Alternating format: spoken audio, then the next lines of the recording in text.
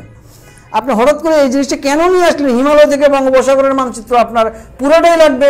আপনার যে মাছের চোখের মতো একটা দেশ আছে ভারতের পেটের ভিতরে, এই দেশটাকেই তো আপনি ঠিকঠাক করতে পারতেছেন না। পৃথিবীর কোনো মানুষ, কোনো আদালত, কোনো মানবিকতা কি এইটাকে জাস্টিফাই করবে যে এই জিনিসটা ঠিক ছিল? যেটা মাহফুজ আলম আজকের পোস্টে সেটা সে মানে এটাকে কি বলে, মানে এটাকে জাস্টিফাই করেছেন, মানে সার্টিফাইড করেছেন যে এটা ঠিক আছে। আমার দেশ গঠনের জন্য বা দেশের স্বাধীনতা গণতন্ত্র প্রতিষ্ঠা করার জন্য আমার এই যে 15 আগস্ট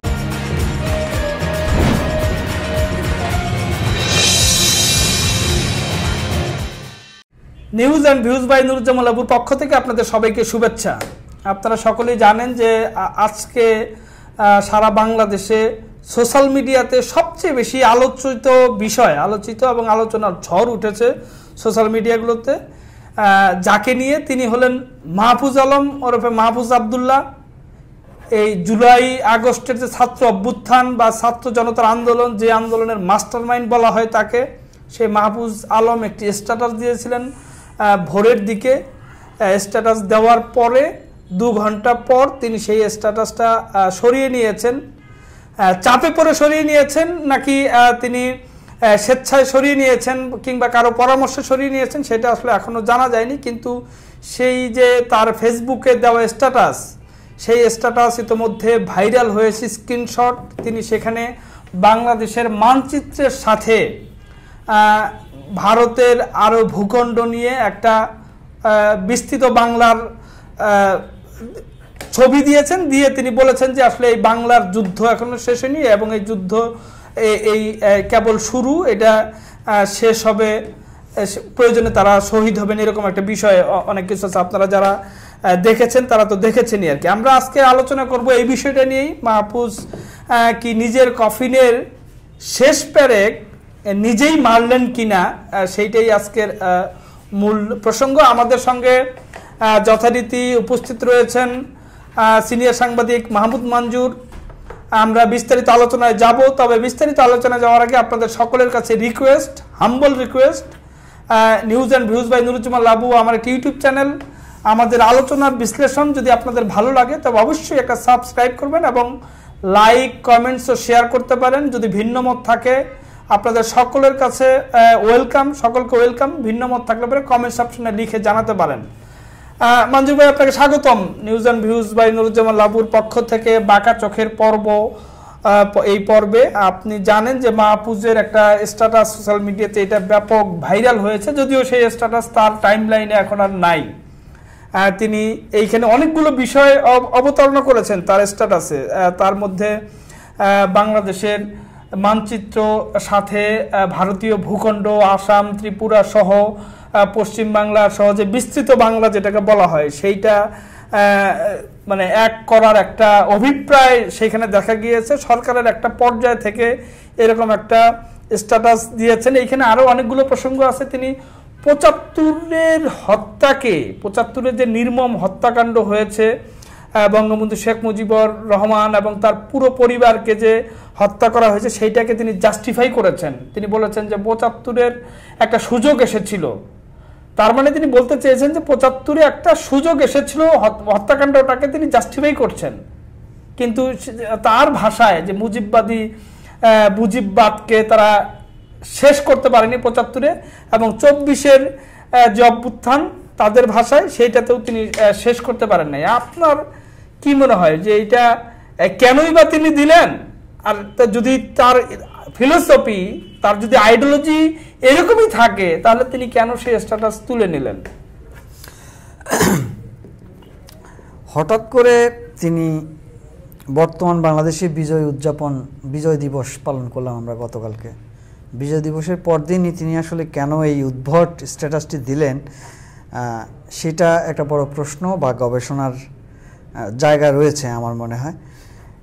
কিন্তু তার আগে আমি বলতে চাই আসলে মানে আমি নিজেই মাহফুজ আলম তো আসলে এই যেই বিপ্লবটা হলো জুলাই আন্দোলনে বা যে সরকার গঠন করলো বা যা কিছু ঘটলো, আমরা তাকে কিভাবে চিনি? তাকে চিনি আসলে আমরা শুনেছি তিনি মাস্টারমাইন্ড, এবং খোদ ডক্টর ইউনূস তিনি সুদূর জাতিসংঘের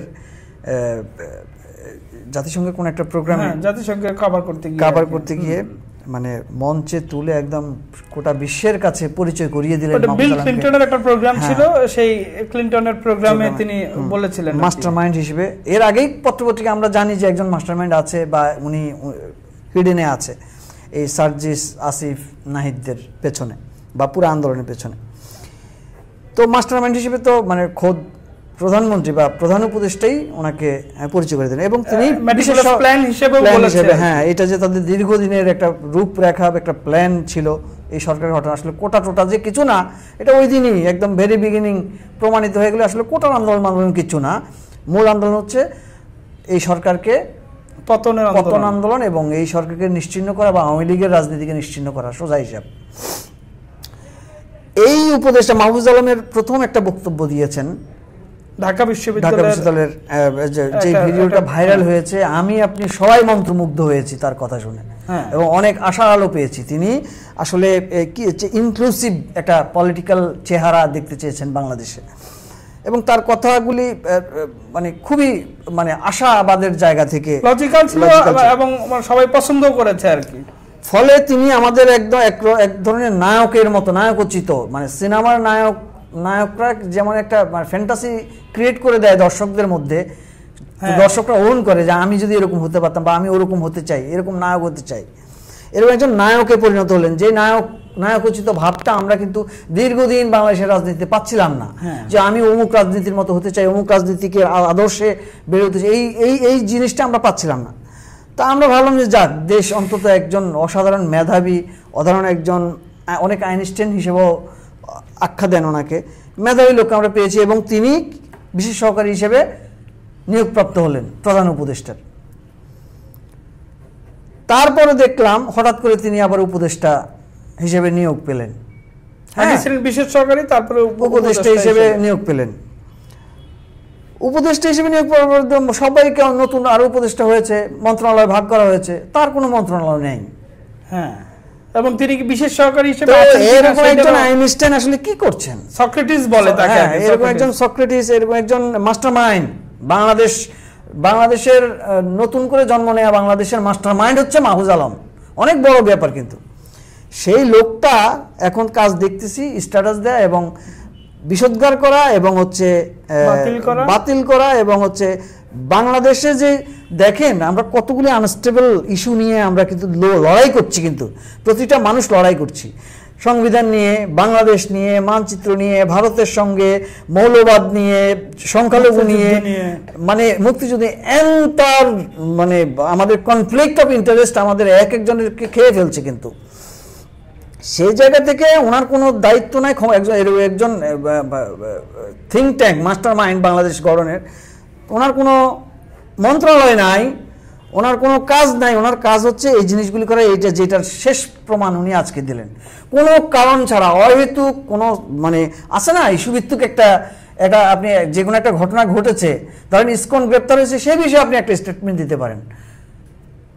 হ্যাঁ, ভারত একটা অন্যরকমের বাংলাদেশ নিয়ে একটা বাজে রিয়াক্ট করছে, সেটা নিয়ে আপনি একটা প্রত্যুত্তর করতে পারেন। আপনি হঠাৎ করে এই জিনিসটা কেন নিয়ে আসলেন? হিমালয় থেকে বঙ্গোপসাগরের মানচিত্র আপনার পুরোটাই লাগবে। আপনার যে মাছের চোখের মধ্যে একটা দেশ আছে ভারতের পেটের ভিতরে, এই দেশটাকেই তো আপনি ঠিকঠাক করতে পারতেছেন না, এই দেশটা বন্দোবস্ত করতে পারতেছেন না। আপনি আছেন হিমালয় থেকে এই বঙ্গোপসাগর পর্যন্ত, পুরোটা আপনার লাগবে, আপনি ওই বন্দোবস্তের মধ্যে চলে গেছেন। তা মানে এইটা আমার কাছে মনে হয়েছে, দুইটা জিনিস মনে হয়েছে স্ট্যাটাসটা দেখে। প্রথম মনে হয়েছে উনি আসলে একটা নতুন বিতর্ক ক্রিয়েট করতে চাইতেছেন। কারণ কি? কারণ আমাদের দেশে আসলে এইটা আমি আগেও বলেছি, আমরা যখন রাজনীতিটাকে বাঁচায় রাখতে চাই বা নিজের চেয়ারটা ঠিক রাখতে চাই, তখন আমি আমার সামনে একটা এনিমি ক্রিয়েট করি, আমি একটা সাবজেক্ট ক্রিয়েট করি যেটা নিয়ে মানুষ ব্যস্ত থাকবে, যেটা নিয়ে মানুষ বাহাস করবে, মানুষ ওই অন্য সব কিছু ভুলে যাবে, বা তার আসলে কাজ কি সেইটা মানুষ প্রশ্ন করার সুযোগ পাবে না। সে একটা বিতর্ক ছড়ায় দেওয়া মার্কেটে।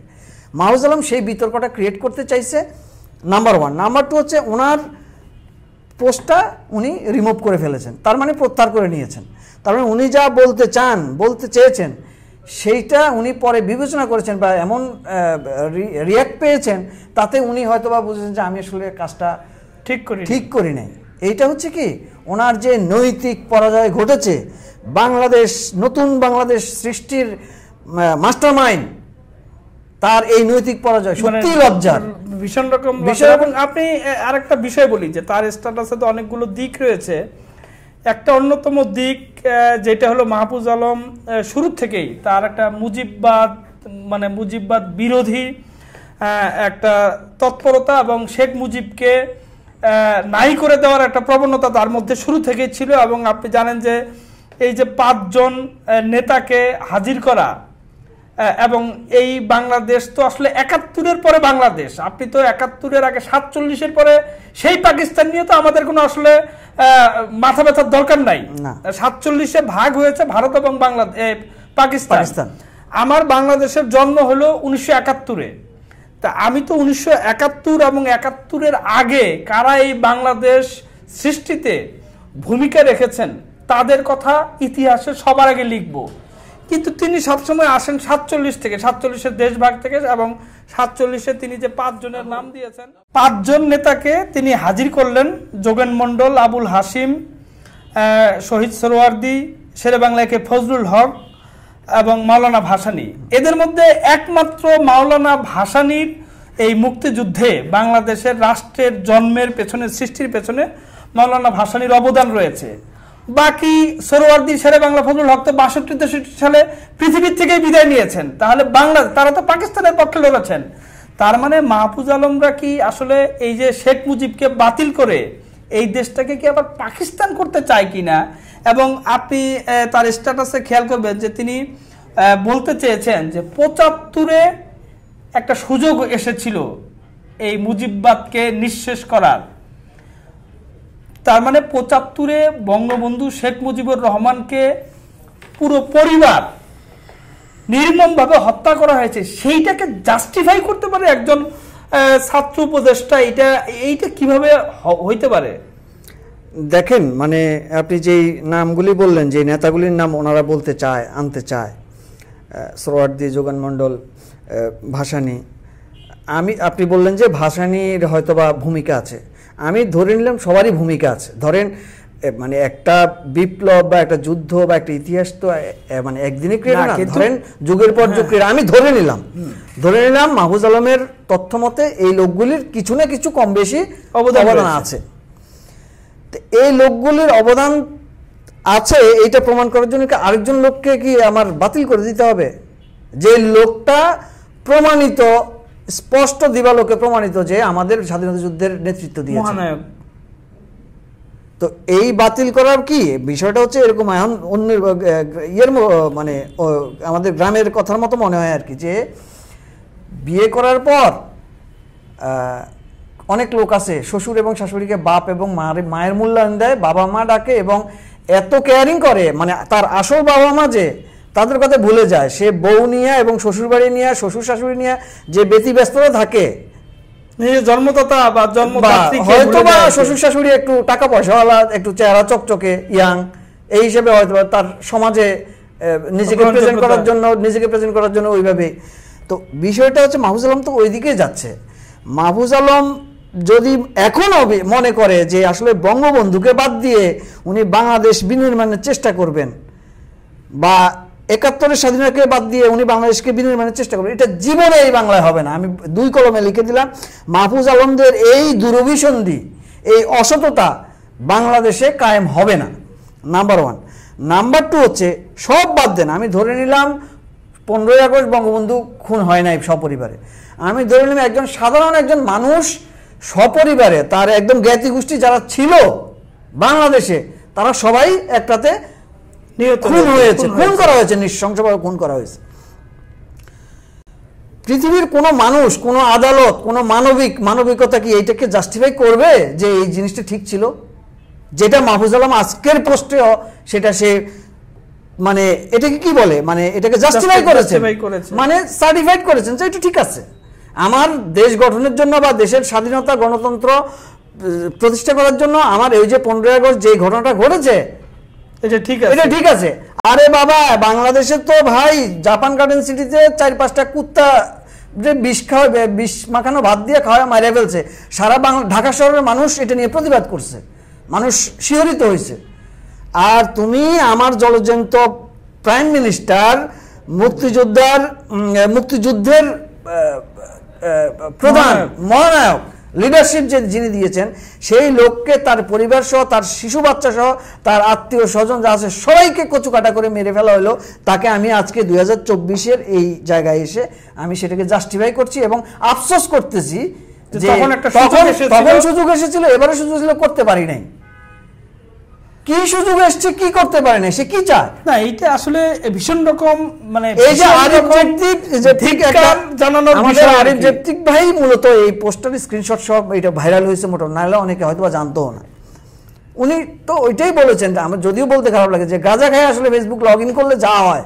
I am sorry to say, উনি মাননীয় উপদেষ্টা পদে আছেন, মন্ত্রণালয়হীন, যে উনি আসলে আদৌ মানে এই ধরনের অভ্যাস আছে কিনা ওনার, না হলে উনি এই ধরনের কথা কিভাবে বলে, কোন সাহসে এই বাংলায়? অ্যাজ এ হিউম্যান বিং, একজন লোক, একজন মানবিক লোক, আমরা তো ক্রস ফায়ারের বিপক্ষে আর কি। আপনি যে একেবারে ধরেন এই মানে 100টা হত্যা মামলার আসামি, তাকেও যদি বিচার বহির্ভূতভাবে আপনি হত্যা করেন, সেইটারও তো বিপক্ষে থাকা উচিত মানে একজন মানবিক মানুষ হিসেবে। তিনি সেই সেরকম একজন লোক, ছাত্র উপদেষ্টা যাকে মাস্টার মাইন্ড বলা হয়, সে একটা জাস্টিফাই করে দিচ্ছে যে বঙ্গবন্ধু হত্যাকাণ্ড 75 একটা সুযোগ এসেছিল বাংলাদেশ। এই পোস্টের মাধ্যমে মাহফুজ আলম, আমি মনে করি মাহফুজ আলম আসলে নিজের যেই আইডেন্টিটি ক্রিয়েট হয়েছিল, সেই কফিনে আসলে উনি নিজের কফিনে নিজেই কিন্তু শেষ পেরেকটা মেরে দিয়েছেন। এইটা অবশ্য বলা বলি আছে যে ওনার মাহফুজ আলমের কফিনের প্রথম পেরেকটি মেরেছিল ডক্টর মোহাম্মদ ইউনূস, ওই যে জাতিসংঘের প্রোগ্রামে তাকে মাস্টারমাইন্ড বানিয়ে। আসলে মাস্টারমাইন্ড কি, এই যে অভ্যুত্থান, ছাত্র জনতার আন্দোলন, এটাতে আসলে একজন মাস্টারমাইন্ডের মাধ্যমে হয়েছে তা তো না আর কি। এখানে হাজার হাজার লাখ লাখ সাধারণ মানুষ অংশ নিয়েছিল। প্রত্যেকটা পলিটিক্যাল পার্টির লোকজন, বিএনপি, জামাত, অন্য বাম রাজনৈতিক দল, নুরুর দল, সবাই অংশ নিয়েছিল, কারণ তারা সবাই এই তার মানে এই মানুষগুলোকে কিন্তু সে মিসগাইড করছে, সে মিসইউজ করেছে। না, সেটা খুবই খুবই খুবই বিষয়, দুঃখজনক বিষয়। এবং এই এমন একটা দৃশ্য, এমন একটা জিনিস আমাদেরকে দেখতে হলো, আসলে এটা খুবই আমরা আসলে কখনোই যে নতুন রাজনৈতিক বন্দোবস্তের কথা বলে মিস্টার নুরুজ্জামান বাবু, আপনার অবজারভেশন আসলে কি বলে? উনি হঠাৎ করে এই বলটা থ্রো করলেন কেন আমাদের? না, এইটা আসলে তাকে তো নতুন নতুন নতুন যে রাজনৈতিক বন্দোবস্ত বলেন আর নতুন যে বাংলাদেশ বিনির্মাণের কথা বলেন, তাকে অনেকেই আসলে মহাপণ্ডিত বা সক্রেটিস হিসেবে মনে করে আর কি। সেই জন্যই একটু মানে ইন্টেলেকচুয়াল কথাবার্তা লিখে এমন পর্যায়ে আসলে সে গিয়েছে। এবং তার তো শুরু থেকে আমি যেটা বলেছি যে শুরু থেকেই তার মধ্যে প্রবণতা আসলে মুজিববাদ নিয়ে তার একটা কথা, কিন্তু আপনি সমস্ত কথাবার্তা কিন্তু দেখবেন আপনি যে তার মুজিববাদ কিন্তু মানে ঘেটে দেখেনি। মুজিববাদ মানে কিন্তু ধর্মনিরপেক্ষতার কথা বলছে। মুজিববাদ বলেছে গণতন্ত্রের কথা, মানে সমাজতান্ত্রিক গণতন্ত্রের কথা বলেছে বঙ্গবন্ধু সেই সময় আর কি, এবং মানবাধিকারের কথা বলেছে আর কি। তা আপনি এইসব বিষয়ে গণতন্ত্র, মানবাধিকার, ধর্মনিরপেক্ষতা এইসব যদি আপনি ওন না করেন, তাহলে তার মানে কি আপনি ইসলামিক রিপাবলিক অফ বাংলাদেশ কায়েম করতে চান? মানে এইটা ছাড়া তো আর কি আপনি করবেন আর কি? আপনি মানবিক বাংলাদেশ যদি গড়তে না পারেন, তাহলে আপনি আর কি করবেন? গণতান্ত্রিক বাংলাদেশ যদি গড়তে না পারেন, তাহলে আপনি আর কি করবেন? তার মানে আপনি ইসলামিক রিপাবলিক করতে চান, সেইটাই একটা ছদ্মবেশী কোনো কিছু একটা রয়েছে। আসলে মঞ্জুর ভাই, যেটা হচ্ছে মানে প্রথম দিকে একটু মনে হয়েছিল তার যে আপনিও যেটা বললেন যে তার প্রথম যে ভাষ্য, প্রথম যে বক্তব্য, সেটা শুনে আপনিও কিন্তু আলাপ করেছিলাম যে এত মন্ত্রমুগ্ধ হয়ে শুনলাম তার যে ভাষ্য, সে কি আবার একটা জামায়াত শিবিরের ট্যাগের রাজনীতি হবে কিনা বাংলাদেশে, কিংবা এত আওয়ামী লীগের নেতাকর্মীকে সে বাতিল করে দেওয়ার কোনো সুযোগ নেই। আপনি তো বাতিল করার সুযোগ নাই, তো আপনি 30-40% লোককে একটা দেশের থেকে কিভাবে বাতিল করবেন আর কি? তাদের তো একটা আইডিওলজি আছে, তারা সেই আইডিওলজিকে তো আপনি চাইলে গলা টিপে ধরে মারতে পারবেন না। এবং আপনাকে সবাইকে নিয়ে আপনি একটা শেখ হাসিনার, হ্যাঁ আমরা মনে করছি যে শেখ হাসিনার একটা দুঃশাসন ছিল 15 বছরে, সেই দুঃশাসনটাকে আপনি বিতাড়িত করেছেন। এখন আপনি যারা আওয়ামী লীগ যে করেছে, ছাত্রলীগ যে করেছে, যুবলীগ যে করেছে, তার মানে তার শতভাগ লোক তো আপনার কোন অন্যায় অপরাধের সাথে জড়িত নাও হইতে পারে, শতভাগ লোক কিন্তু আসলে অন্যায়ের সঙ্গে জড়িত না, হত্যাকাণ্ডের সঙ্গে জড়িত না, বা অন্য কোনো অপরাধের সঙ্গে জড়িত না। তাহলে আপনি এখন এমন একটা বাংলাদেশ কায়েম করতে চাচ্ছেন যে সবাইকে, আপনি খেয়াল করলে দেখবেন যে জয় বাংলা স্লোগান লিখেছে বলে তাকে আপনি অ্যারেস্ট করেছেন, বঙ্গবন্ধুর ভাষণ শুনিয়েছে বলে এক ইউপি চেয়ারম্যানকে অ্যারেস্টের খবর আমি খবর কাগজে দেখলাম। এক সরকারি কর্মকর্তা বঙ্গবন্ধুর জয় বাংলা বলেছে মিটিংয়ে, তাকে আপনি বাধ্যতামূলক অবসরে দিয়েছেন। তার মানে আপনারা আসলে কি চায়, আপনি যেটা বললেন না যে কেন দিয়েছে, সে আসলে সে বা তারা আসলে কি চায়, এটা আমার ধারণা তারা নিজেরাও জানে না আর কি। তারা আসলে কোন দিকে নিয়ে যেতে চায় এই বাংলাদেশকে, এবং এর পরিণতি কি হবে এটাও তারা, ওই যে একটা কমন ডায়ালগ রয়েছে যে জন্মভূমি অথবা মৃত্যু, মানে শহীদ আমরা হয়ে গিয়েছি আগেই, আমাদের আর শহীদ হওয়ার ভয় দেখিয়ে লাভ নেই, এটা আমরা ওই যে বলে আমরা শুনতাম না যে এটা কি জানো, এই জঙ্গিদের একটা গ্রুপ থাকে যারা আত্মাহুতি দেয়, সুইসাইডাল স্কোয়াড, মানে ওনাদের অ্যাক্টিভিটি, কথাবার্তা এখনো পর্যন্ত যেই টোন বা যেই আজকেরও যে, আমার তো মনে হয় ওনারা জিহাদি ফরম্যাটের আর কি। এবং উনি তো ওনারা তো একটা স্ট্যাটাসও দিলেন যে মারা যায় গলা ফাঁসির দড়ি মাঝখানে দিল না, ফাঁসির দড়ি যাদের গলা যায় তারাই বিপ্লবী। তো ওনারা তো মনে হয় সুইসাইডাল স্কোয়াডের ওই কাজ করছে। এটা বাংলাদেশে আওয়ামী লীগ নিধন করবে, 71 নিধন করবে, জয় বাংলা নিধন করবে, বঙ্গবন্ধু নিধন করবে, করে ওনারা একটা পাকিস্তানি রাষ্ট্র কায়েম করবে, এবং তাদের ওন কিন্তু আসলে 47 থেকে পাকিস্তানকে ওন করে আর কি, মানে 71কে ওন না করে। কি হাস্যকর, কি মানে একেবারে বিস্মিত হওয়ার মতো বিষয় যে 71কে ওন না করে তারা 47-এর দেশভাগটিকে ওন করে পাকিস্তানকে ওন করে আর কি। যেই পাকিস্তান মানে এই পূর্ব পাকিস্তান যখন ছিল এটা আর কি, পূর্ব বাংলা বা এই বাংলাদেশের উপরে শোষণ নিপীড়ন চালিয়েছে, সেই পাকিস্তানকে তারা ওন করে আরেকটা পাকিস্তান করতে চায়। আমি জানি না আসলে তাদের ভাগ্যে সামনে কি আছে। আমার ধারণা যে জনতার সাপোর্ট নিয়ে এই মানে ছাত্র জনতার অভ্যুত্থান বা আন্দোলন হয়েছিল, সেই জনতাই এদের বিরুদ্ধে রুখে দাঁড়াবে, শুধু সময়ের অপেক্ষা মাত্র। মঞ্জুর ভাই, আজকে আর লম্বা করছি না, আজকে এখানেই শেষ করছি আমাদের আলোচনা। আপনারা নিউজ অ্যান্ড ভিউজের সঙ্গেই থাকবেন এবং ভালো থাকবেন, সুস্থ থাকবেন, সেই কামনায় খোদা হাফেজ।